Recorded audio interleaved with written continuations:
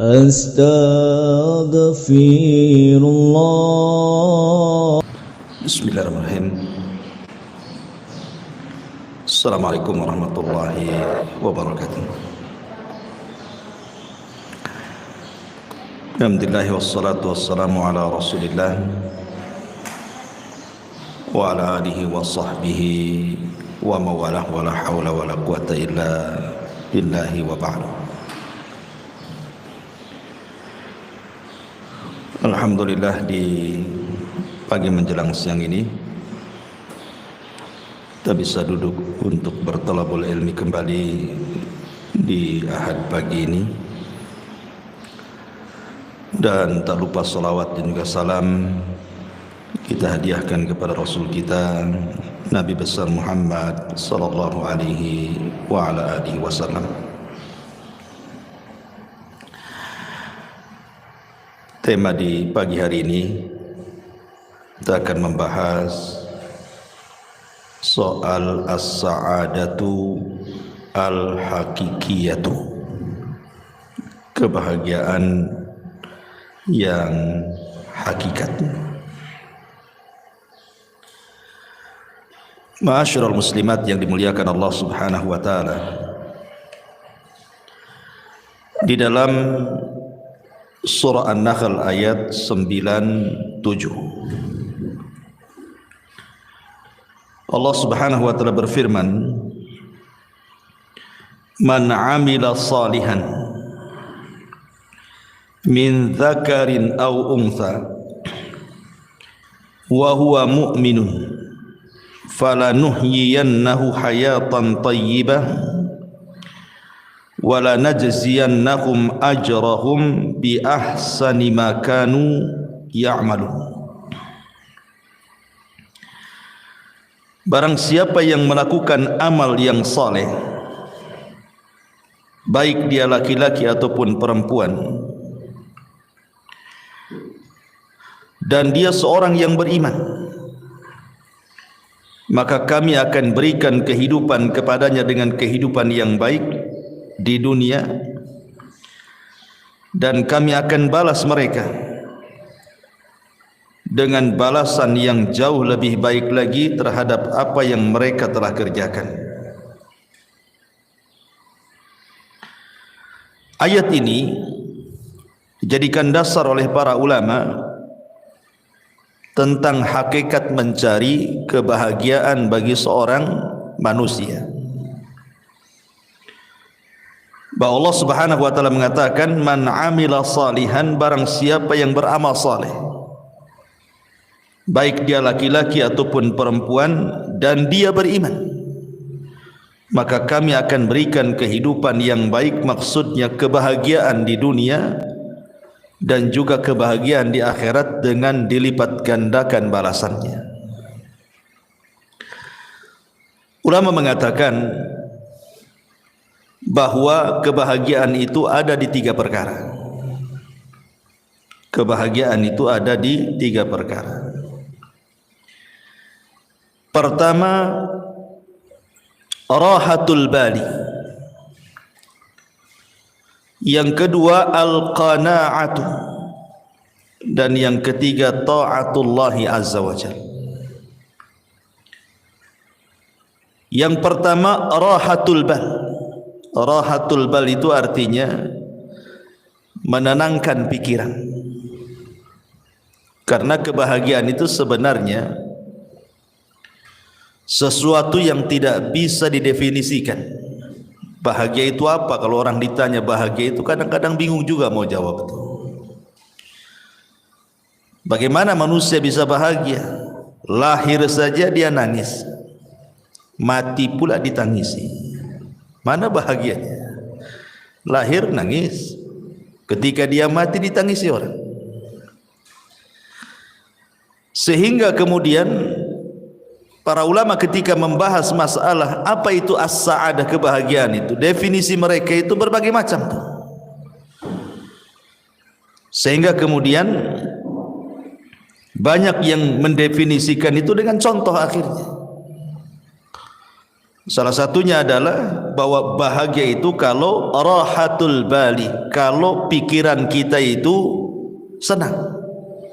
Kalau pikiran kita senang itu pasti bahagia. Dari sini kita tahu bahwa rahatul bali itu adalah kenikmatan penduduk surga. Karena penduduk surga itu apabila dimasukkan ke dalam surga, Allah katakan wa naza'na ma fi sudurihim min ghillin ikhwana. Kami cabut pada dada-dada dan hati-hati penduduk surga itu al-ghil, hasad, dengki, dendam, pokoknya penyakit hati. Baru kemudian dimasukkan ke dalam surga. Jadi penduduk surga itu pikirannya tidak aneh-aneh gitu.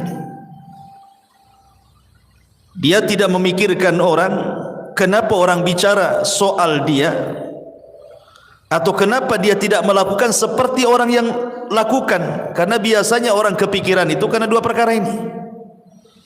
Jadi kalau ada orang membicarakan keburukan kepada kita, kita katakan kenapa dia ngomong tentang aku seperti ini. Kepikiranlah kan gitu ya. Atau melihat seseorang melakukan sesuatu, kemudian kita berpikir kenapa saya tidak juga melakukan seperti dia. Kepikiran jadinya ya.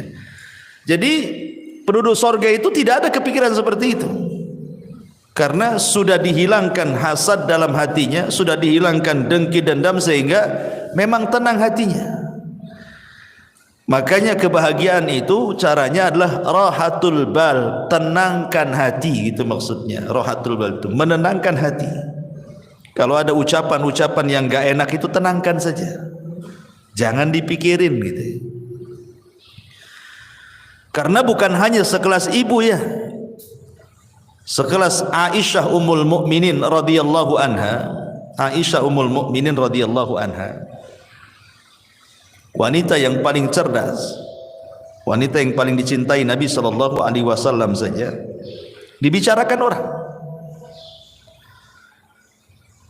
Jadi suatu hari Aisyah Ummul Mukminin ini kebagian Qur'ah. Qur'ah itu maksudnya undian dari sekian istri si Nabi yang boleh ikut perang bersama Nabi.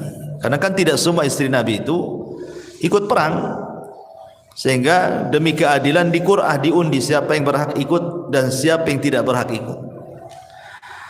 Aisyah radhiyallahu anha kebetulan ketika itu yang ikut perang bersama Nabi, menemani Nabi sallallahu alaihi wasallam safar dalam kondisi atau dalam keadaan berjihad. Menang pulang. Lah ketika pulang itulah Aisyah radhiyallahu anha di malam hari ingin buang hajat. Karena Aisyah itu kan berada di rumah-rumahan unta. Zaman itu kan belum ada mobil ya. Wanita biasanya diletakkan di rumah-rumahan, yang rumah-rumahan itu diletakkan di punuk unta. Jadi Aisyah radhiyallahu anha ketika itu minta izin kepada pasukan untuk buang hajat tengah malam. Berangkatlah Aisyah radhiyallahu anha ke padang pasir menjauh dari pasukan. Entah karena lamanya dia buang hajat, sehingga dikiranya oleh pasukan itu Aisyah sudah pulang dan sudah kembali ke rumah-rumah di atas unta itu. Berangkatlah pasukan ini. Ketika sudah berangkat, Aisyah selesai buang hajat, rupanya ketinggalan, nggak ada orang. Tapi Aisyah ini cerdas, dia tidak mungkin menyusul pasukan, karena kalau menyusul bahaya. Mendingan dia nunggu saja di situ. Boleh jadi nanti kalau orang-orang itu tahu bahwa dia belum ada di rumah-rumahan unta itu, pasti balik lagi. Jadi Aisyahnya menunggu saja. Lah saat menunggu itulah rupanya ada seorang sahabat namanya Safwan ibn Mu'attil ketinggalan pasukan. Ketika Safwan ibn Mu'attil ini melihat Ummul Mukminin Aisyah radhiyallahu anha, kaget dia. Kenapa kok Aisyah ada di situ? Akhirnya kemudian tidak banyak bicara. Aisyah radhiyallahu anha suruh naik di atas tunggangan unta yang dibawa Safwan. Dia pun berjalan membawa pelananya sampai ke pasukan. Maka lewatlah ketika itu di hadapan seorang tokoh munafik namanya Abdullah ibn Ubay ibn Salul. ibn Sabah. Maka ketika itulah kemudian diisukan Aisyah radhiyallahu anha selingkuh dengan Safwan ibn Mu'attil. Dan dalam sekejap saja berita itu menyebar di kota Madinah bahwa Aisyah berzina dengan Safwan, Aisyah berzina dengan Safwan. Bayangkan qadarullah ketika itu Aisyah radhiyallahu anha sakit karena memang safar jauh, terlampau lama dalam peperangan sehingga jatuh sakit Aisyah. Ketika sakit, dia tidak tahu berita tentang dia di luar sana. Karena dia di dalam rumah terus kan sakit. Tidak tahu kalau di luar itu dia sedang difitnah bahwa dia selingkuh dengan Safwan ibn Mu'attil. Sementara Nabi SAW terus menunggu wahyu. Kok enggak turun-turun wahyu ini? Maksudnya kalau memang Aisyah itu berzina, kasih tahu. Maksudnya turun wahyu gitu ya. Atau kalau dia tidak berzina, ya tolong kasih tahu juga lah kan gitu. Turun wahyu juga gitu. Tapi selama sebulan itu tidak turun-turun wahyu itu. Sesak dada Nabi. Akhirnya kemudian Nabi SAW datang ke tempat Aisyah radhiyallahu anha. Bayangkan 1 bulan Rasul tidak mau menemui Aisyah. Tapi memang harus ditanyakan. Karena masalahnya tidak ada wahyu. Ketika kemudian sampai di rumah Aisyah, di situ ada Abu Bakar dan juga ada istrinya dan juga ada Aisyah radhiyallahu anha. Rasul belak-belakan mengatakan, wahai Aisyah, kalau engkau jujur, maksudnya kalau memang engkau melakukannya, tinggal bertobat gitu ya. Nanti Allah Subhanahu wa taala akan mengampuni dosamu. Tapi kalau engkau tidak melakukannya, pasti nanti turun wahyu dari 7 lapis langit sana bahwa engkau tidak akan melakukannya dan engkau tidak pernah melakukannya dan dustalah perkataan orang-orang itu. Akhirnya kemudian sesaat setelahnya turun wahyu surah An-Nur 1-9 bahwa Aisyah Ummul Mukminin radhiyallahu anha berlepas diri dari tuduhan perzinahan atau perselingkuhan dia dengan Safwan ibn Mu'attil. Dari sini kita tahu bahwa sekelas Aisyah radhiyallahu anha saja dibicarakan manusia. Ya. Atau Maryam bintu Imran. Sama juga Maryam juga. Maryam itu kan wanita suci, Bu. Dia tidak pernah keluar dari mihrabnya. Sampai-sampai Allah Subhanahu wa taala menjelaskan bagaimana Maryam ini kehidupannya hanya ruku sujud saja, enggak pernah kerja lain. Jadi di mihrabnya itu ibadah saja. Jadi suatu hari Maryam ini keluar buang hajat. Lah ketika buang hajat itulah rupanya Allah Subhanahu wa taala mengutus Jibril untuk menghabar gembirakan bahwa Maryam akan punya keturunan. Akhirnya kemudian dicegatlah oleh malaikat Jibril dalam bentuk manusia, fatamatsala lahu basharan sawiyya. Maka Jibril datang dalam bentuk pemuda tampan. Kemudian memberitahu kepada Maryam bahwa Allah telah menghabar gembirakan engkau akan memiliki keturunan. Maryam bingung, bagaimana tidak? Aku ini seorang gadis, tidak punya suami. Tidak ada wanita laki-laki yang menyentuhku. Lalu apa nanti kata manusia? Maryam punya anak, enggak ada suami, enggak ada laki-laki yang menyentuhnya. Sempat Maryam itu mengatakan, pergilah kalau engkau memang orang yang bertakwa. Tapi Jibril kemudian meyakinkan bahwa ini adalah kehendak Allah Subhanahu wa taala. Barulah kemudian Maryam pun menerimanya. Ketika betul-betul kandungannya membesar, kemudian mulailah diketahui oleh manusia, maka Maryam pun kemudian keluar dari Baitul Maqdis sampai melahirkan di Baitul Lahim, ya kan? Akhirnya kemudian setelah melahirkan Isa bin Maryam, Allah berikan ketenangan kepada Maryam dengan cara apa? Dengan cara Isa yang masih bayi itu dibuat bisa bicara. Jadi kalau ditanya itu bayi siapa, maka cukup diisyaratkan ke bayi itu, nanti bayi itu yang ngomong. Dan ini salah satu mukjizat Nabi Isa, di buayan ibunya sudah bisa bicara gitu ya. Akhirnya betul ketika Maryam menggendong bayi, ya semua orang mencela itu bayi siapa kan itu. Makanya orang-orang Yahudi sampai hari ini, bukan hanya Yahudi zaman tempo dulu saja, sampai hari ini orang Yahudi itu mereka menganggap Maryam itu wanita pezina dan Isa itu anak zina. Makanya orang-orang Nasrani mengkafirkan orang Yahudi karena melampaunya orang Yahudi mencela Isa dan juga ibundanya Maryam bintu Imran. dikafirkan sama orang Nasrani, Yahudi itu, karena menghina kenabiannya. Ya. Dari sini menunjukkan bahwa kalau sekelas Aisyah radhiyallahu anha, sekelas Maryam saja tidak lepas daripada pembicaraan manusia, apalagi ibu-ibu. Makanya pentingnya rahatul bal di sini, menenangkan hati, karena sehebat apapun manusia itu pasti dibicarakan orang. Maka rahatul bal itu penting.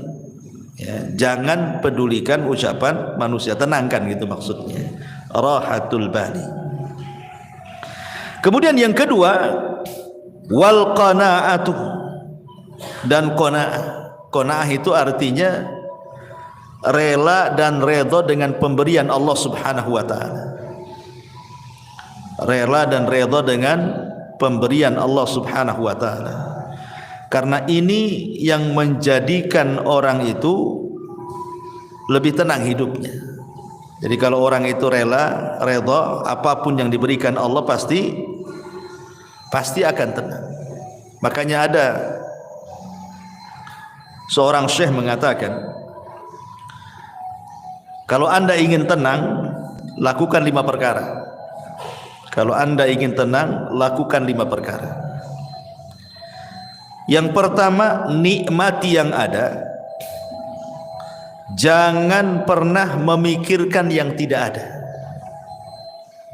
Nikmati yang ada, jangan memikirkan yang tidak ada. Ibu umpamanya punya rumah, rumahnya kecil gitu ya. Kalau hujan bocor umpamanya, sempit, itu yang ada. Jangan terpikir kapan saya punya gedung, gitu maksudnya. Nanti stresmu. Jadi yang ada saja itu nikmati. Memang kalau memang tidur di atas tikar, nikmatilah, daripada menghayal tidur di atas spring bed, tapi kan hayalan itu. Enggak stres hidupnya kayak gitu tuh. Menghayal yang enggak ada, ya nikmati aja yang ada. Itulah qanaah namanya. Ini sama lah umpamanya ibu pengen apa? Pengen handphone bagus ya. Dari dulu yang jadul aja, nggak bisa layar sentuh, itu layar pencet kalau yang jadul itu ya.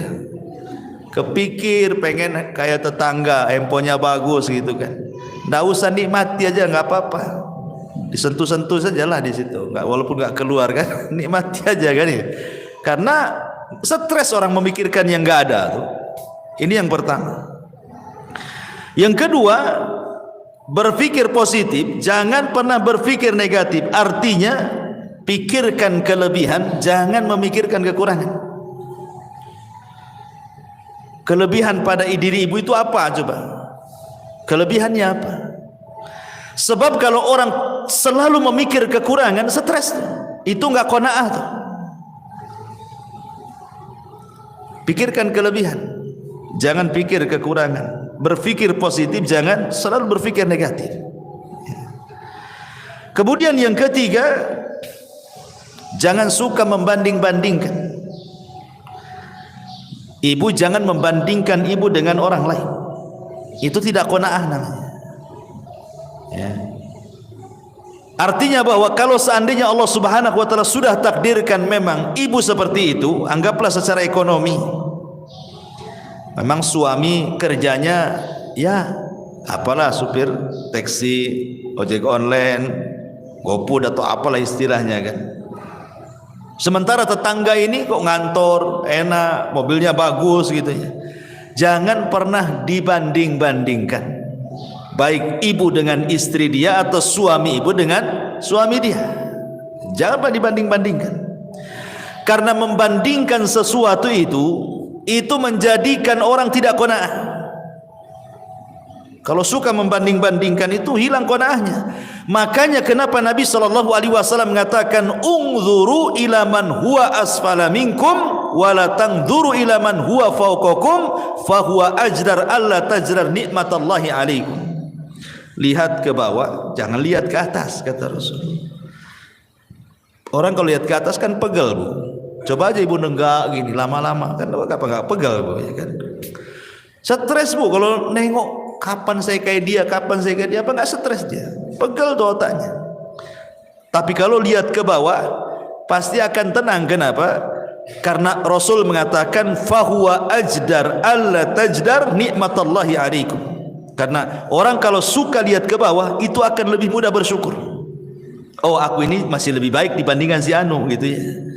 Alhamdulillah gitu. Tapi sekali lagi catatannya, ini kalau bicara soal urusan dunia.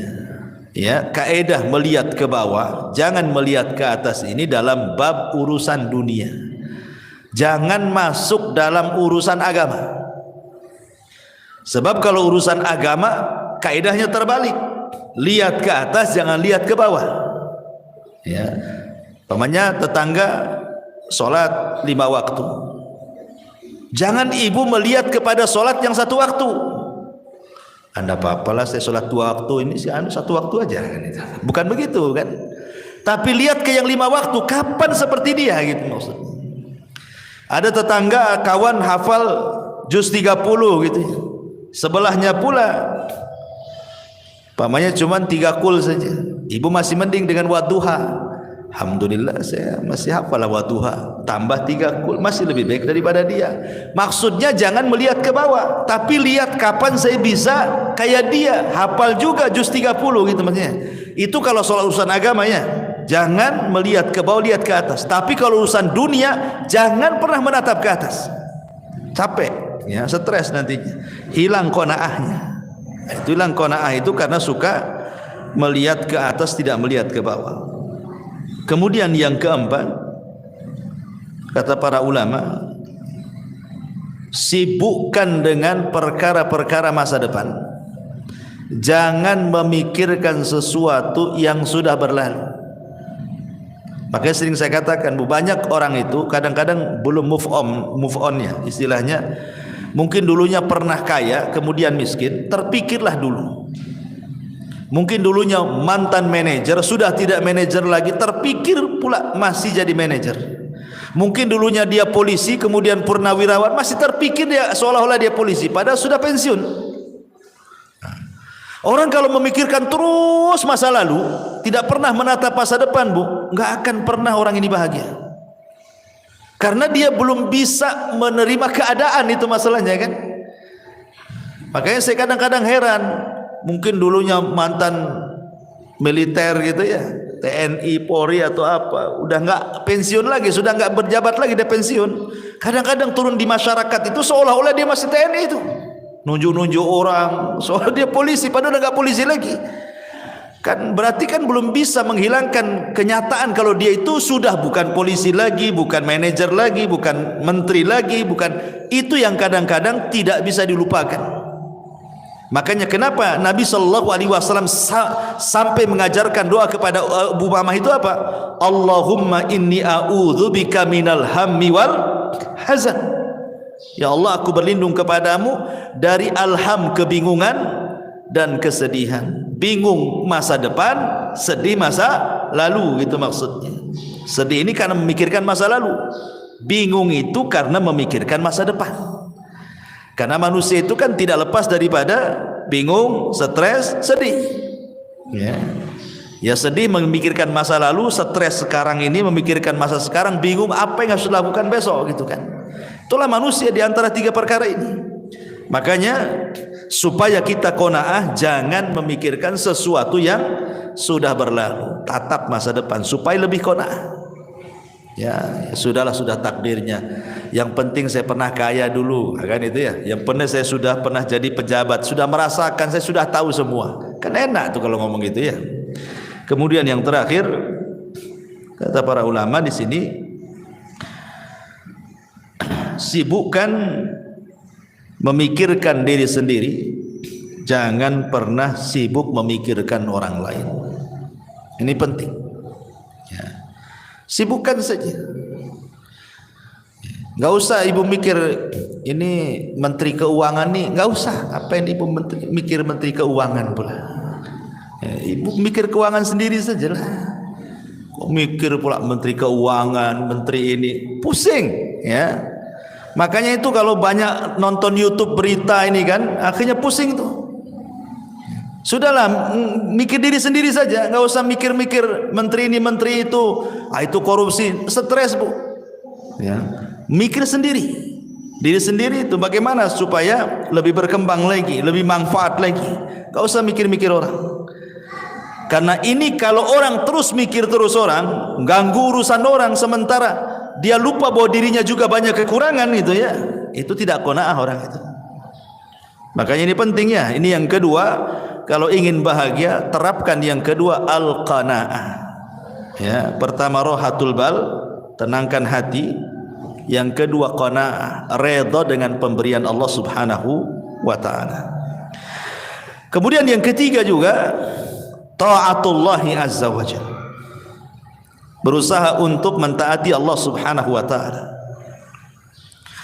Orang yang paling bahagia itu, Bu, adalah orang yang paling dekat dengan Allah. Saya contohkan. Ketika Nabi SAW berada di puncak kesedihan, Rasul itu pernah mengalami puncak-puncaknya kesedihan yang disebut dengan Amul Hazni. Jadi tahunnya saja sampai disebut tahun kesedihan. Saking sedihnya sekali Nabi itu sampai tahunnya disebut Amul Hazni. Bayangkan, di tahun yang sama Abu Thalib meninggal dunia.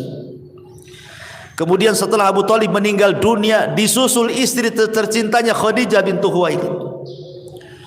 Kemudian belum selesai Khadijah meninggal, datang pula 8 kabilah Quraisy mengancam Nabi. Kalau sampai melakukan dakwah, melanjutkan dakwanya akan dibunuh. Akhirnya Nabi SAW ke Taif. Sampai di Taif dilempari batu lagi. Itu memang momen-momen tersedih bagi Nabi SAW. Tapi Nabi SAW berusaha untuk berdoa kepada Allah dan mengatakan, illam takun alayya sakhatun fala ubali. Kalau ini bukan dalam bentuk azabmu kepadaku ya Rabb, aku tidak peduli. Maka Allah Subhanahu wa taala ingin membuat Nabi SAW melupakan segalanya. Bagaimana kesedihan kepada pamannya Abu Thalib, istri tercintanya Khadijah, ancaman orang-orang Quraisy, sempitnya dakwah, Allah ingin hilangkan dan jadikan kebahagiaan. Apa yang dilakukan Allah? Allah buat Nabi SAW naik ke langit. Kemana? Ke Sidratil Muntaha. Untuk apa? Untuk melupakan segalanya. Artinya Nabi ingin didekatkan kepada Allah. Ya kan, semakin tinggi kan semakin dekat, karena Allah kan berada di atas ketinggian. Ketika Nabi SAW dalam kondisi sulit sesulit apapun, Allah berikan secercah kebahagiaan dengan cara didekatkan dia kepadanya. Maka terjadilah peristiwa dalam sejarah yang disebut dengan Isra dan juga Mi'raj. Untuk apa? Membahagiakan Nabi supaya tidak sedih lagi. Didekatkan kepada Allah sampai di Sidratil Muntaha. Kemudian disyariatkan satu ibadah yang dengan ibadah itu membawa kebahagiaan. Salat. Salat itulah ibadah yang membawa kebahagiaan. Kenapa? Karena disyariatkan di langit salat itu. Di dekat Allah Subhanahu wa taala. Makanya dalam salat itu ada satu gerakan yang menunjukkan penghambaan diri seorang hamba kepada Allah. Apa itu? Sujud. Wajah ini, kalau ibu anggota badan ibu dari atas kepala sampai kaki, yang paling mulia itu wajah. Yang paling mulia. Makanya kalau ditampar wajah orang itu, maka akan berbekas sakit hatinya. Beda kalau dipukul paha, dipukul apa kan, nggak berbekas. Tapi kalau udah wajah diludahi, ditampar itu kan sakit hati luar biasa.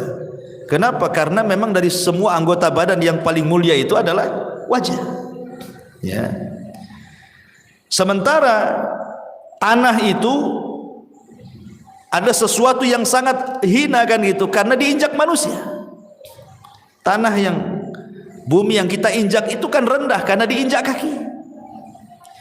Ketika ibu kemudian meletakkan sesuatu yang sangat mulia, diletakkan di sesuatu yang sangat rendah, itu menunjukkan apa? Penghambaan namanya. Ya kan? Wajah ini mulia, tanah ini hina karena diinjak kan. Jadi ibu meletakkan sesuatu yang mulia kepada sesuatu yang hina hanya untuk menghambakan diri kepada Allah. Makanya disitulah Allah Subhanahu wa ta'ala akan hubungkan tali dia dengan hambanya saat sujud itulah. Makanya solat disebut solat karena silatun bainal abdi wa rabbih. Dia adalah penyambung tali antara hamba dengan Allah. Makanya kalau orang solat, maknanya dia sedang mendekatkan diri kepada dalam sujudnya. Ketika itulah kebahagiaan Allah turunkan. Dalam kondisi apapun Rasul itu kalau ada masalah yang tidak bisa keluar dari sebuah masalah, pasti Rasul akan solat. Rasul itu kalau ada masalah pasti solat. Sebagaimana Aisyah radhiyallahu anha mengatakan, kana an-nabiy sallallahu alaihi wasallam idza hajabahu al-amr fazi'a ila shalah. Rasul itu kalau datang perkara yang sangat menyulitkan bagi kehidupannya, bersegera dia solat. Karena dia tahu bahwa solatlah yang akan mengurai permasalahan. Sebagaimana yang pernah saya ceritakan kepada ibu-ibu kan, ada seseorang ibu itu yang minta fatwa kepada seorang syekh. Ya syekh, saya punya anak ini hidupnya nggak pernah bahagia dari kecil sampai dia dewasa. Ya. Setelah dia dewasa masuk ke pekerjaan, asik masalah saja pekerjaannya, keluar masuk pekerjaan. Kemudian soal perjodohan pun sama. Sampai sekarang pun dia tidak dapat jodohnya. Kemudian masalah kesehatan pun sama. Sekarang anak saya ini stroke. Ya. Sudah masalah ekonomi masalah, masalah jodoh masalah, masalah kesehatan pula masalah. Jadi kata ibunya itu seolah-olah anak saya itu dari kecil sampai sekarang nih tidak pernah tersentuh dengan kebahagiaan. Apakah anak saya tersihir wahai syekh? Itu pertanyaan ibu ini. Jangan-jangan anak saya tersihir wahai syekh. Bisa enggak kau meruqyah anak saya katanya. Tapi syekh ini mengatakan pertanyaan satu saja, apakah anakmu sholat?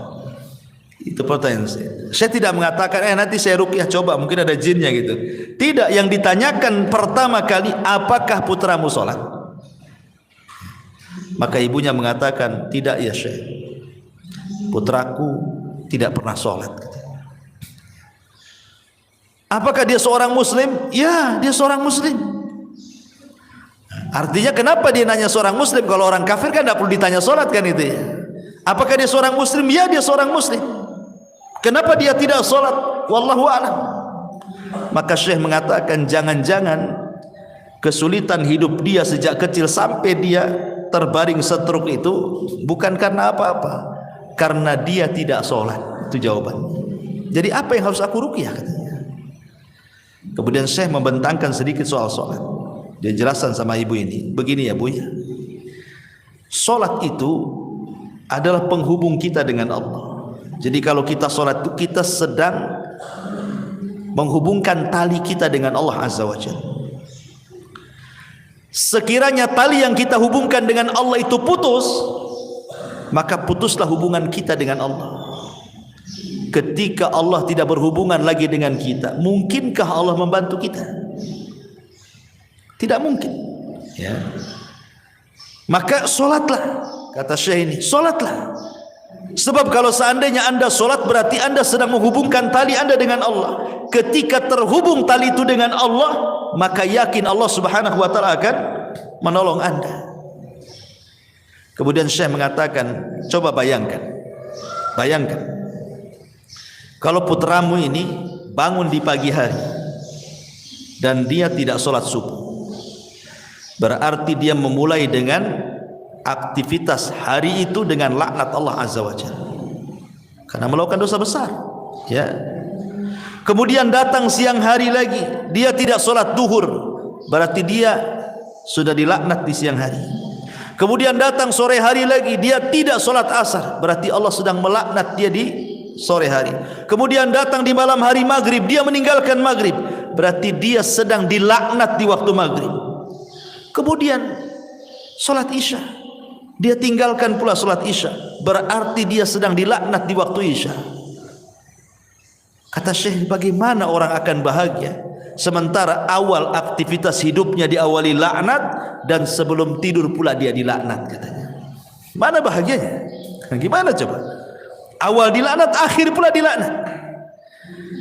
Maka wajar anakmu tidak akan bahagia. Maka syekh mengatakan, suruhlah dia sholat. Dari sini kita tahu bahwa ketaatan kepada Allah Subhanahu wa taala itu salah satu penyebab orang bahagia. Karena bahagia itu ketika seorang hamba dekat dengan Allah. Ketika Nabi SAW sedang kesulitan, diberikan kebahagiaan dengan cara apa? Didekatkan dengan Allah, diangkat naik ke langit, didekatkan sampai di Sidratil Muntaha. Maka hilanglah keperitan hidup Nabi SAW, sehingga ketika turun setelah peristiwa Isra Mi'raj, semangat lagi dia hidupnya, semangat lagi. Apalagi selama perjalanan Isra Mi'raj itu bagaimana Nabi SAW dipertemukan dengan Nabi Adam, Nabi Yahya, Nabi Isa, Nabi Idris, Nabi Harun, Musa dan para Nabi yang lainnya. Menjadi sebuah pelajaran bahwa dakwah Rasul akan mengikuti marhalah para Nabi yang dijumpai selama perjalanan itu. Seperti dia berjumpa dengan Nabi Adam, sebagaimana Nabi Adam hijrah dari sorga ke bumi, maka engkau pun akan hijrah dari Mekah ke Madinah. Kemudian berjumpa dengan Yahya dan juga Isa bin Maryam, sebagaimana keduanya dirongrong dimusuhi orang-orang Yahudi, maka engkau pun sama ya Muhammad, sesampainya di kota Madinah maka musuhmu orang-orang Yahudi. Kan itu.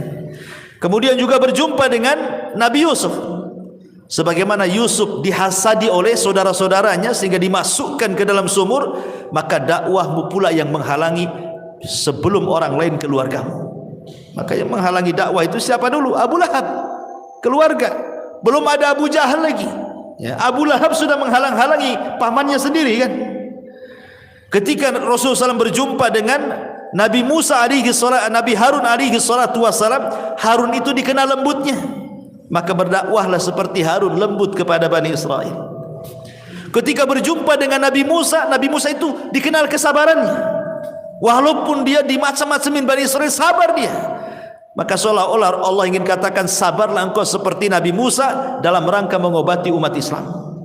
Ketika berjumpa dengan Ibrahim, dan itu orang yang paling mirip dengan Nabi SAW, dan dia yang membangun Ka'bah, maka seolah-olah Allah mengatakan, teruslah ikuti agama nenek moyangmu, maksudnya Ibrahim alaihi salatu wassalam, dengan memakmurkan Masjidil Haram. Ya, jadi ada hikmah-hikmah selama perjalanan Isra Mi'raj itu. Dari sini kita tahu bahwa yang ketiga, taatullah, ketaatan kepada Allah adalah salah satu jalan juga meraih kebahagiaan. Ini satu perkataan ulama. Kemudian yang lain juga dijelaskan oleh Imam Ibnul Qayyim rahimahullahu taala. Imam Ibnul Qayyim rahimahullahu taala mengatakan, anna lis-sa'adatil 'abdi thalathatu umurin. Sesungguhnya dalam kebahagiaan seorang hamba itu terdapat 3 perkara.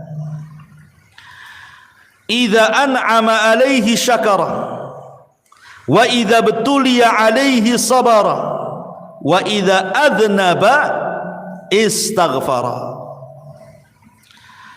Yang pertama, apabila diberikan nikmat oleh Allah Azza wa Jal, lantas dia pun bersyukur.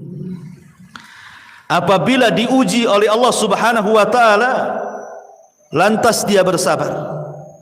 Dan apabila dia melakukan dosa, dia pun berusaha untuk melakukan istighfar.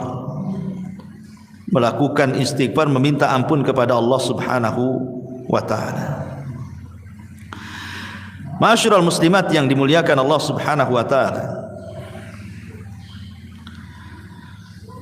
Di sini Imam Ibnul Qayyim rahimahullahu taala memberikan konsep 3 kebahagiaan. Kalau tadi kan konsep 3 kebahagiaan, pertama berusaha menenangkan pikiran, jangan memikirkan banyak hal, hilangkan hasad, hilangkan dengki macam-macam ya. Kemudian qanaah, kemudian lebih taat lagi kepada Allah. Maka konsep Imam Ibnul Qayyim berbeda lagi. Kalau ingin bahagia, yang pertama apabila mendapatkan nikmat bersyukur.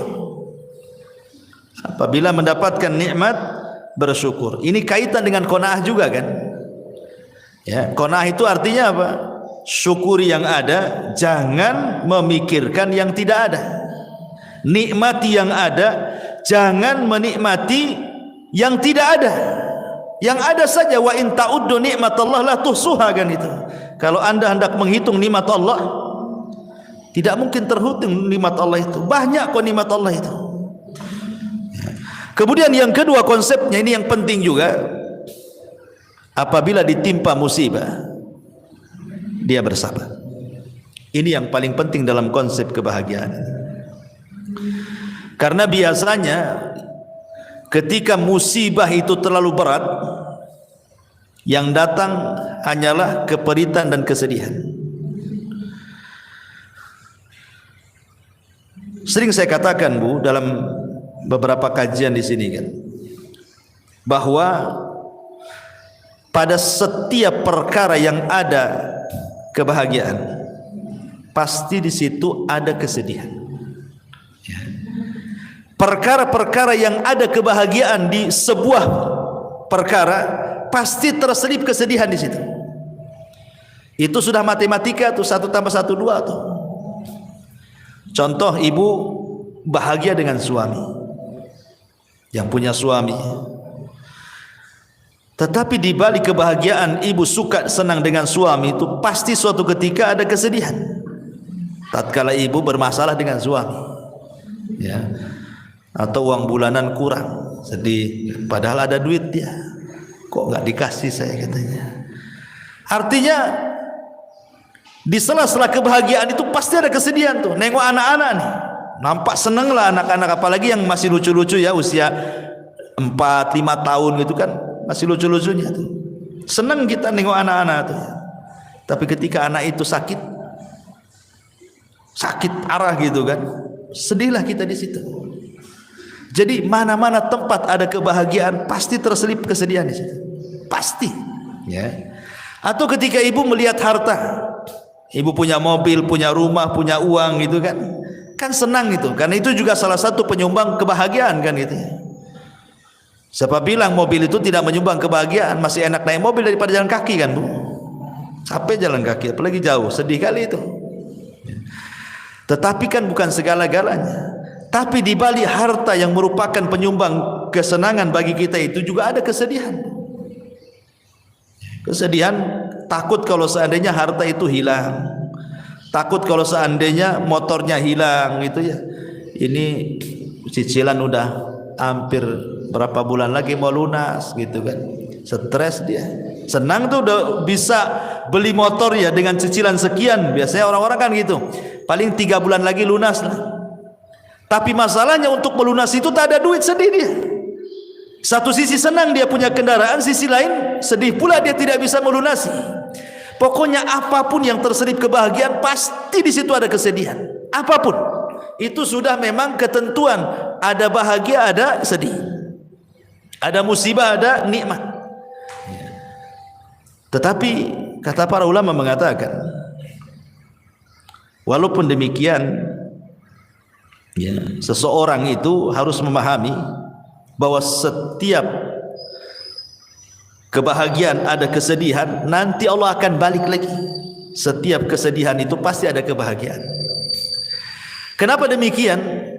Karena Allah Subhanahu wa taala mengatakan di 2 ayat pertama, wa tilkal ayyam nudawiluha bainan nas. Yang namanya hari itu diputar, Bu. Tidak mungkin Allah menciptakan dalam satu kondisi, tidak mungkin juga Allah menciptakan dalam kondisi yang lain. Begitu terus, tidak mungkin, mustahil. Nggak mungkin orang itu dibuat tertawa terus, apa nggak dianggap gila tuh kalau ketawa terus kan? Nggak mungkin juga orang dibuat menangis terus. Kadang orang itu dibuat Allah ketawa, kadang Allah buat dia menangis. Kadang Allah buat dia bahagia, kadang buat Allah susah. Begitulah kehidupan manusia.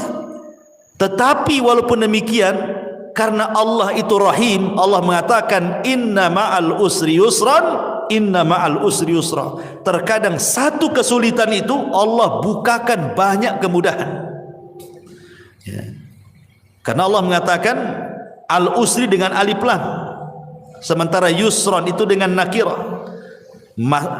Maknanya bahwa al-usri yang pertama adalah usri yang kedua, tapi yusran yang pertama bukan yusran yang kedua.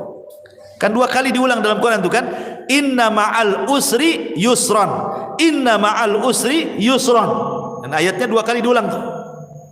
Artinya al-usri yang pertama, usri yang kedua, tapi yusran yang pertama bukan yusran yang kedua. Gitu maknanya.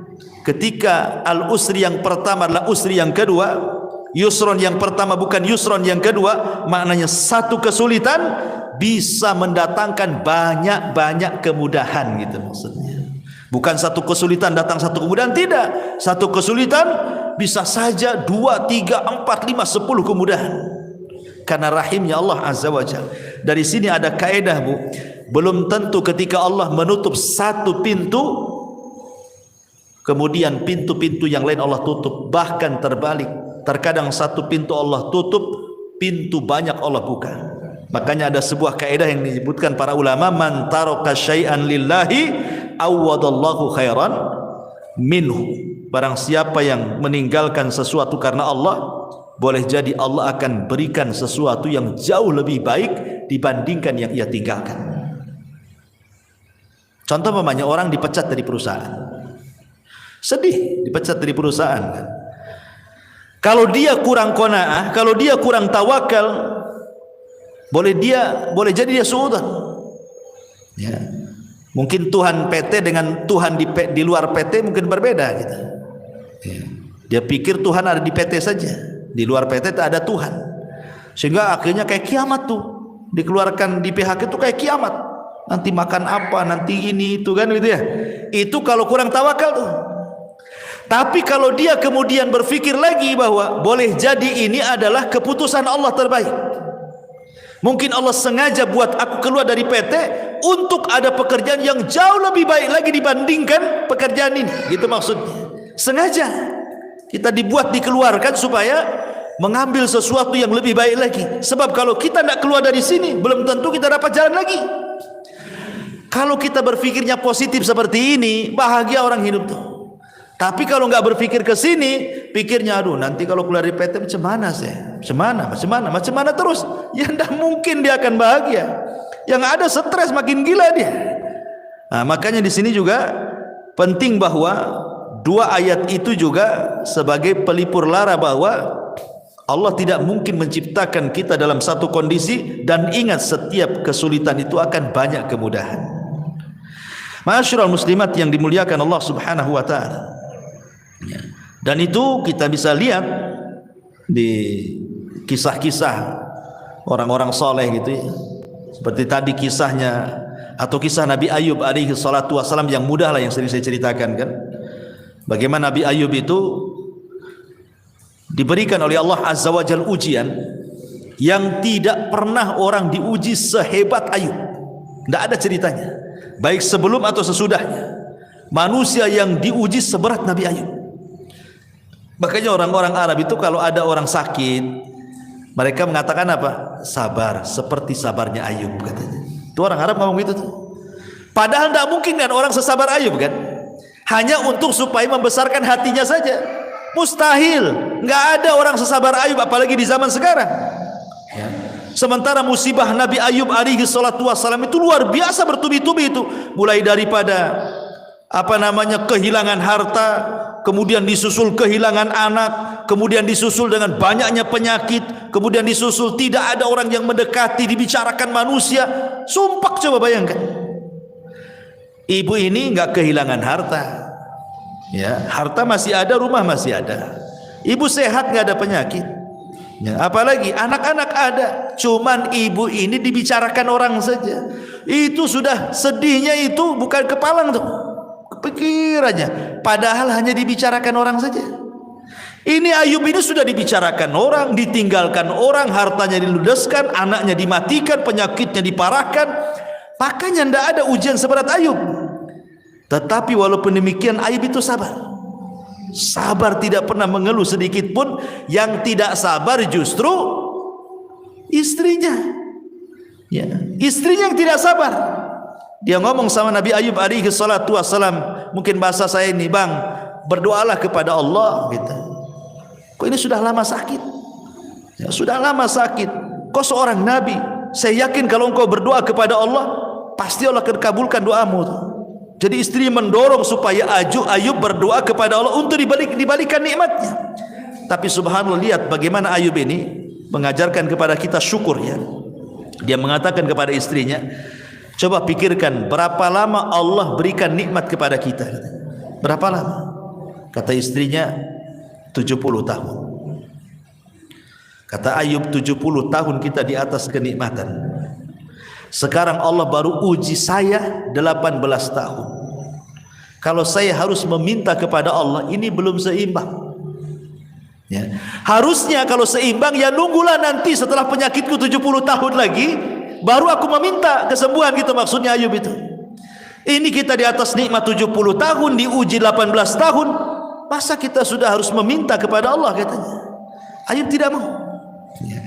Tapi ketika kemudian ada dua orang temannya Ayub yang berbincang-bincang soal Ayub dan mengatakan jangan-jangan Ayub itu diberikan penyakit oleh Allah, itu bukan penyakit biasa, itu penyakit kutukan, katanya.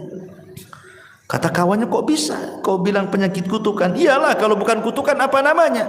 Masa satu cuil penyakit pun tidak ada tanda-tanda kesembuhan, katanya. Kalau bukan kutukan apa namanya?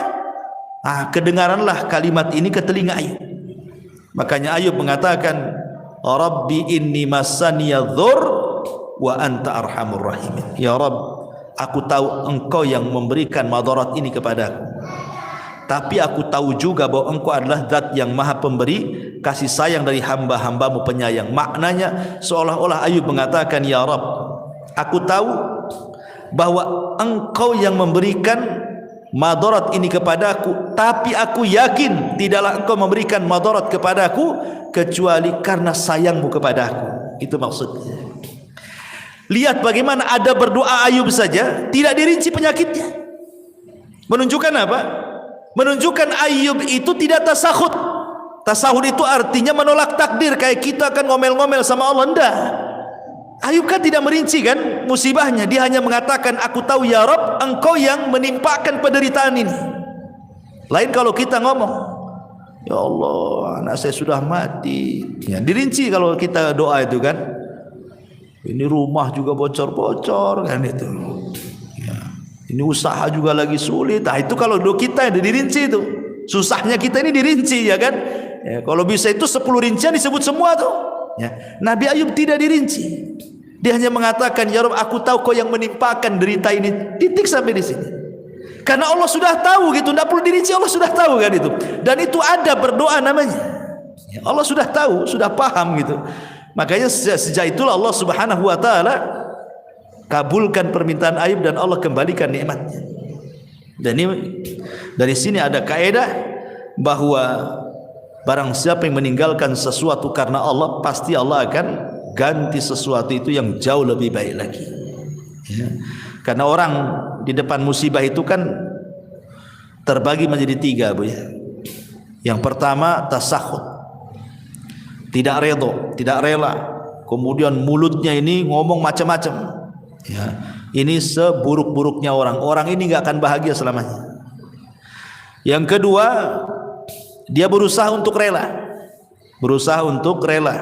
redha, ikhlas gitu ya. Tapi terkadang kalau disentuh hatinya keluar juga dia. Jadi pura-pura sabar saja, tapi kalau diajak bicara keluar semua keluhannya.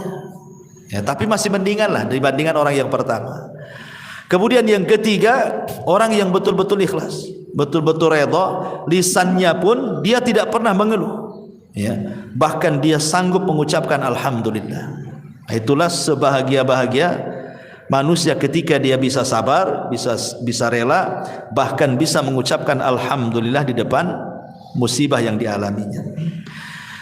Kemudian ini diantara perkataan Ibnul Qayyim. Kemudian yang ketiga, wa idza adnaba istaghfara, dan apabila berdosa dia segera melakukan istighfar. Ma'asyiral muslimat yang dimuliakan Allah Subhanahu wa taala, inilah diantara konsep Imam Ibnul Qayyim ketika bicara soal kebahagiaan. Kemudian yang ketiga, konsepnya Sufyan Ats-Tsauri. Sufyan Ats-Tsauri rahimahullahu taala. Dia mengatakan bahwa ma baqili min na'imid dunya illa thalathin. Kata Sufyan Ats-Tsauri, aku tidak pernah merasakan nikmatnya dunia, maksudnya kebahagiaan dunia ini, kecuali karena 3 perkara. Kecuali karena 3 perkara. akhun thiqatun fillahi aqtasibu min suhbatihi khairan in ra'ani za'ighan qawwamani aw mustaqiman ragabani wa rizqun wasi'un halalun laysat lillahi alayya fihi tabi'atun wala li makhluqin alayya fihi minnatun wa salatun fi jama'atin akfi sahwaha wa arzaq ajruha. Kata Sufyan Ats-Tsauri rahimahullah, yang pertama akhun thiqah. Kebahagiaan itu kalau memiliki kawan yang bisa dipercaya, di mana aku mengambil manfaat dari perkawanan itu. Kalau kawanku melihat aku menyimpang, dia berusaha meluruskanku. Kalau kawanku melihat aku istiqomah, berusaha memberikan dorongan, ya, kabar gembira sehingga makin istiqomah. Kemudian yang kedua, warizkun wasiun, rizki yang luas, yang halal. Rizki yang luas, yang halal, di mana dengan itulah aku tidak menjadikan aku menjadi peminta-minta kepada manusia. Aku kaya gitu, enggak harus meminta-minta kepada manusia. Dan yang ketiga, solat jamaah. Yang ketiga, solat berjamaah. Dengan itulah aku bisa merasakan kebahagiaan. Jadi Sufyan Ats-Tsauri mengatakan bahagia itu ada di tiga perkara: teman yang baik, yang kedua rizki yang luas dan halal sehingga dia tidak meminta-minta, dan yang ketiga pada solat. Ya, sebagaimana Rasul mengatakan kepada Bilal, ya Bilal, hayya nastari bis solat. Wahai Bilal, mari beristirahat, bersenang-senang dengan solat. Jadi beliau mengatakan seperti itu karena Sufyan Ats-Tsauri ini orang yang paling zuhud, orangnya kaya tapi zuhud. Jadi suatu ketika Sufyan Ats-Tsauri ini ditanya oleh muridnya, ya Imam, engkau ini selalu memberikan fatwa zuhud, tapi kok kaya? Katanya. Jadi pikiran orang yang bertanya itu, kalau bisa orang zuhud itu ya miskin gitu maksudnya. Jadi orang zuhud itu menurut dia harus miskin, compang-camping, makannya nasi kerak gitu ya. Ya pokoknya susah lah orang zuhud. Dikiranya seperti itu makna zuhud. Jadi orang ini mengatakan, ya Sufyan, engkau ini selalu menasihati zuhud, tapi kau juga kaya gitu ya. Lihat jawaban Sufyan Ats-Tsauri. Dia mengatakan zuhud itu bukan itu. Zuhud itu kau letakkan hartamu di tanganmu. Maksudnya jangan kau letakkan hartamu di hatimu. Sebagaimana diriku, aku meletakkan hartaku di tanganku dan aku tidak meletakkan hartaku di hatiku. Dan kenapa aku harus kaya? Likaila atamandalu alal muluk, supaya aku tidak menjilat penguasa, supaya aku bisa mengatakan yang hak-hak, yang batil-batil katanya. Karena aku tidak ada, pemerintah tidak ada budi baik dengan aku. Aku sudah kaya, ya kan? Sehingga aku tidak menjilat mereka, sehingga aku bisa menegur mereka, kata Sufyan Ats-Tsauri. Dari sini menunjukkan bahwa itulah bentuk kebahagiaan, salah satunya adalah rizki yang luas dan halal. Sebab kalau rizkinya sempit gitu kan, akhirnya apa? Terpaksalah pinjam-pinjam uang, kan gak bahagia jadinya kan. Meminjam-minjam uang, akhirnya tidak bayar utang, malam pula stres, siang pula menghilang, kan gitu. Orang yang punya utang itu cari-cari orang nggak kemana, nggak jelas gitu ya. Jadi salah satu kebahagiaan adalah rizki yang luas tapi juga halal. Karena rizki haram itu tidak akan bahagia, pasti ada masalah. Ya. Termasuk juga di sini kata beliau, punya kawan yang baik. Kalau salah ya diluruskan, kalau memang benar ya didorong supaya makin benar, kan bahagia punya kawan seperti itu. Ibu punya suami umpamanya kan, suaminya mendorong ibu, kalau salah diluruskan, kalau benar ya terus didorong-dorong, kan senang gitu ya. Nah, kata Sufyan Ats-Tsauri, carilah kesenangan di tiga tempat ini. Akhun thiqah, saudara yang bisa kita percaya, kemudian rizki yang luas, kemudian dalam solat jamaah, dan yang terakhir tentu saya ingin bacakan satu hadis. Hadis ini disahihkan oleh Syekh Nasiruddin Al-Albani rahimahullahu taala dari Zaid ibn Thabit radhiyallahu anhu.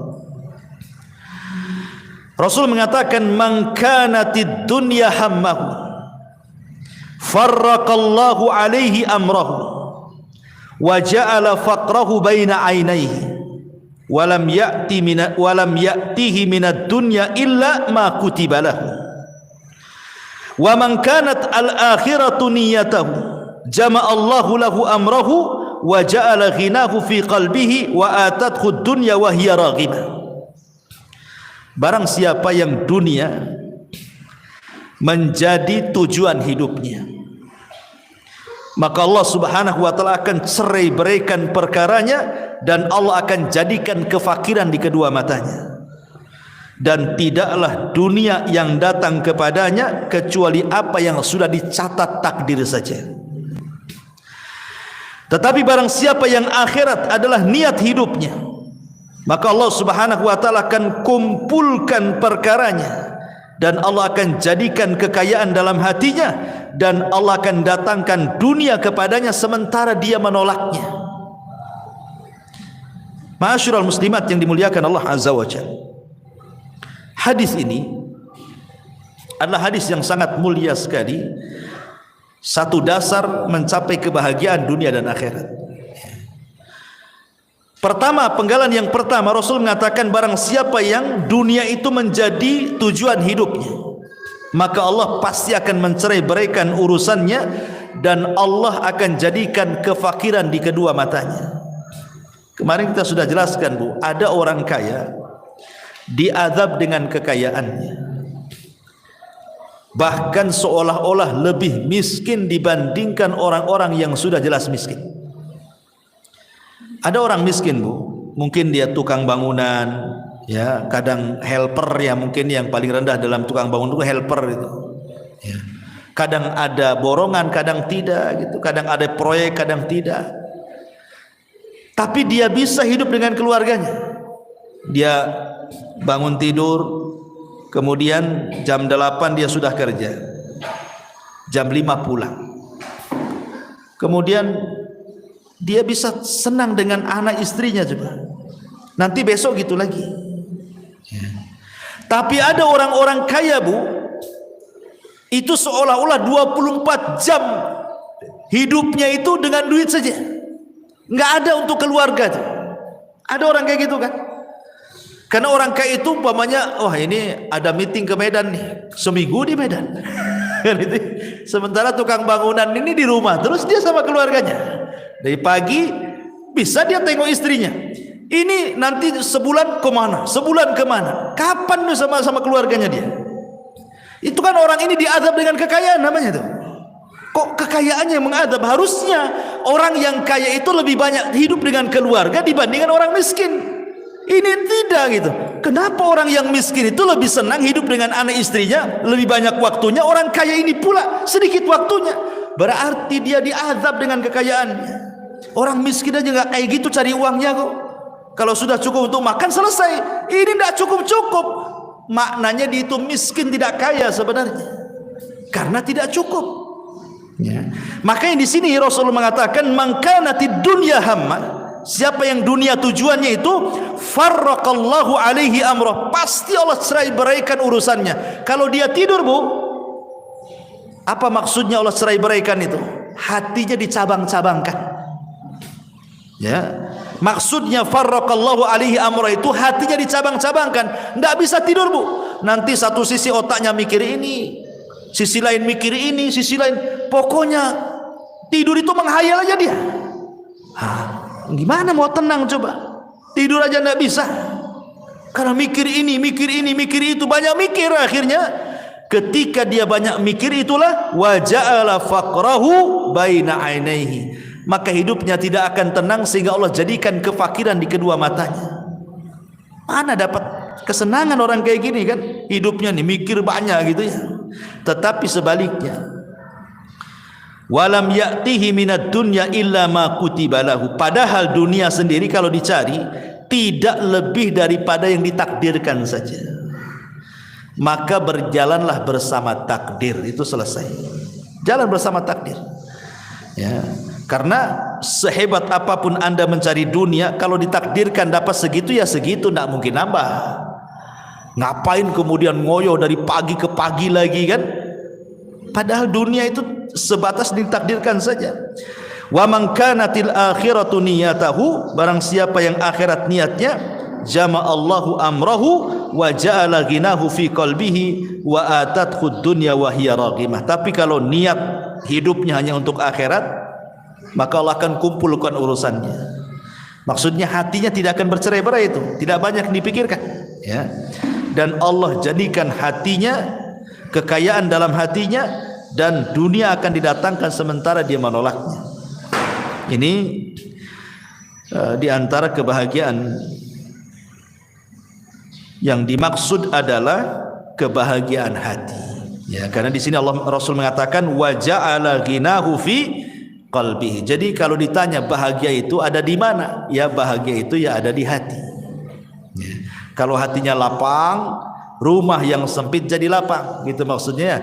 Kalau hatinya sempit, rumah yang lapang jadi sempit. Coba lihat Bu, ibu kan punya suami, yang punya suami kan, kalau ada masalah dengan ibu kan dia nggak kerasan di rumah Bu, pasti lari sana lari sini, nanti datang muring-muring pergi lagi kan gitu. Padahal rumahnya luas Bu, dia masih mendingan ngekos daripada di rumah sama ibu kan, karena lagi sempit hatinya tuh, ya. Coba kalau lagi senang Bu, nggak mau keluar rumah dia, ya. Tapi kalau lagi sumpek, nggak mau balik dia, ya. Itulah menunjukkan bahwa kebahagiaan itu ada di hati. Hati makin lapang berarti semua lapang. Ibu yang kurang cantik saja kalau suami lapang itu dianggap cantik tuh. Ibu yang cantik jelita kalau suami lagi stres kayak setan Bu, nengok ibu tuh. Karena gimana, orang nggak senang, nggak senang. Buat apa cantik pun kayak setan katanya kan. Pokoknya orang nggak senang itu semua jadi jelek kan. Tapi orang senang semua jadi indah.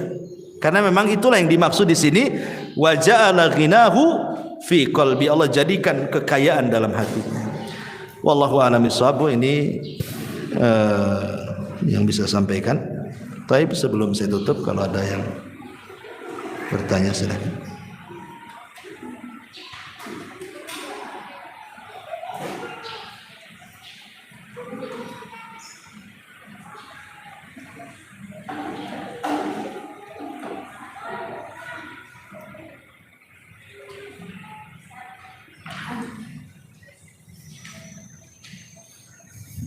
Ya.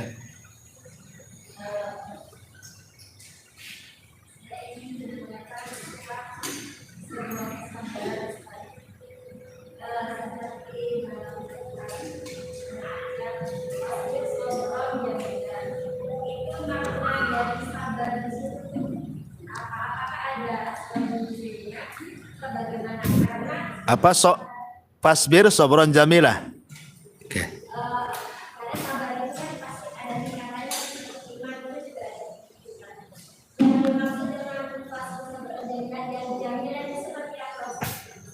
Iya. Aisyah radhiyallahu anha ketika disidangkan oleh Nabi sallallahu alaihi wasallam, ketika kisah tadi yang saya ceritakan ya, difitnah berzina dengan Safwan ibn Mu'attil. Jadi Aisyah radhiyallahu anha itu sedang berada di kasurnya terbaring. Dan ingat Aisyah ketika itu masih kecil. Ya, masih kecil. Maksudnya untuk menghadapi perkara besar itu belum sanggup. Kan dia masih kecil. Ya, Rasul kan sudah tua ya kan. Kemudian di sampingnya ada Abu Bakar dan Ummu Ruman ibunya. Kemudian Nabi SAW bertanya, wahai Aisyah, wa in kunti lamamti bidzambin fastaghfirillah. Aisyah, kalau memang kau melakukannya, maksudnya berzina dengan Safwan ibn Mu'attil, akui saja. Karena kalau tobat pasti Allah terima tobatnya. Tetapi kalau tidak melakukannya, yakin Allah pasti akan membebaskan kamu dari 7 lapis langit sana. Aisyah radhiyallahu anha ini heran, kenapa Nabi SAW memberikan 2 soalan yang salah satunya seolah-olah terpengaruh dengan orang munafik. Kan ini soalan yang sulit dijawab. Ngaku atau tidak? Kan begitu pertanyaannya. Ya. Ngaku atau tidak? Kalau ngaku bertobat, kalau tidak sabar. Ketika Rasul mengatakan kalau engkau melakukannya, ini kan kesannya membenarkan isu-isu orang-orang munafik di luar. Makanya Aisyah radhiyallahu anha tidak bisa menjawab gitu kan. Dikasih dua soalan seperti ini. Aisyah hanya melirik siapa? Abu Bakar dan mengatakan, "Ajibi anni ya abi." Wahai bapak, aku tolong jawab pertanyaan Nabi. Kata Abu Bakar, "Apa yang harus ku jawab?" katanya. Abu Bakar menangis. Kemudian Aisyah menengok ibundanya Ummu Ruman. "Tolong ibuku, jawablah pertanyaan Nabi." Ibunya pun tidak bisa menjawab, menangis juga ibunya. Jadi Aisyah radhiyallahu anha ini merasa tidak ada pembelaan di situ. Ya. Bapaknya tidak membela dia, ibunya tidak membela dia gitu. Dia harus menanggung fitnah dari luar. Aisyah radhiyallahu anha langsung mengambil selimut, namanya anak-anak. Dia mengatakan, "Kalau kalian tidak ada pembelaan kepada aku," katanya, "aku hanya teringat dengan doanya bapaknya Yusuf, Yakub. Dia mau ngomong Yakub itu lupa. Ya, kan bapaknya Nabi Yusuf kan Yakub. Lupa dia mau ngomong Yakub itu. Sehingga dia mengatakan bapaknya Yusuf. Karena masih muda Aisyah sehingga lupa gitu mau bilang Yakub itu. Kecuali aku teringat dengan perkataan ayahnya Yusuf, maksudnya Yakub. Fa sabrun jamil wallahu dan sabar itu indah dan Allah akan menyingkap setiap orang-orang yang telah memfitnahku." Di sini ada kalimat apa? Fa sabrun jamil. Kata Aisyah radhiyallahu anha, aku hanya teringat ucapan ayahnya Yusuf mengatakan fa sabrun jamil wallahu musta'anu ala ma tasifun. Sungguh sabar itu indah. Maknanya apa? Apalagi yang harus dilakukan coba? Kecuali sabarlah. Ya. Apa yang bisa dilakukan kalau sudah seperti ini? Ya sabar kan gitu ya. Ibu ditimpa musibah, emang bisa apa dengan musibah itu kalau selain dari sabar kan? Ditinggal mati suami umpamanya. Emang dengan cara teriak-teriak tiba-tiba suaminya bangun lagi dari kuburan? Bukan makin senang bu, ibu makin kabur kalau suami bangkit lagi dari kuburan tuh. Apalagi malam-malam kan gitu ya. Artinya kan tidak bisa dengan cara apapun ya menghadapi musibah cuma satu, sabar. Itu yang paling indah tuh. Karena dengan sabar itulah bisa melupakan kesedihan. Makanya sabar itu indah. Karena bisa melupakan kesedihan. Sebab kalau tidak sabar tidak indah hidupnya. Pasti akan rungsak seluruh hatinya kan. Nah itulah makanya kenapa sabar itu indah. Karena pada setiap kesabaran itu pasti ada keindahan. Tapi kalau tidak sabar nggak akan indah hidupnya. Stres terusnya. Wallahu a'lam. Dah? Iya.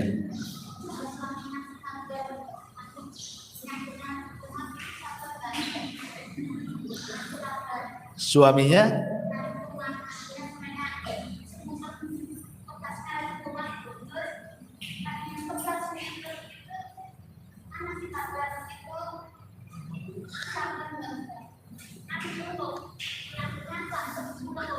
ngeluh. Yang ngeluh siapa? Suaminya ngeluh. Istrinya ngasih nasihat, sabar gitu. Malah marah dia. Oh. Suaminya emosi. Iya, maksudnya kan suaminya sakit, kemudian ngeluh, istrinya nasihati, sabar bang.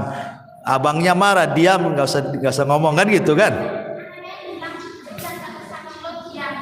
Oh, ibu yang ya janganlah, udah sakit ketipa tangga itu. Udah sakit makin sakit hati dia. Ya ibu kasih semangat ya. Kasih semangat. Ya nanti sembuh. Ya, tapi jangan omongan saja. Ya diurut, ya apa, dipegang, cari apa gitu kan, obat buatkan. Kalau ngomong saja makin cepat mati itu biasanya.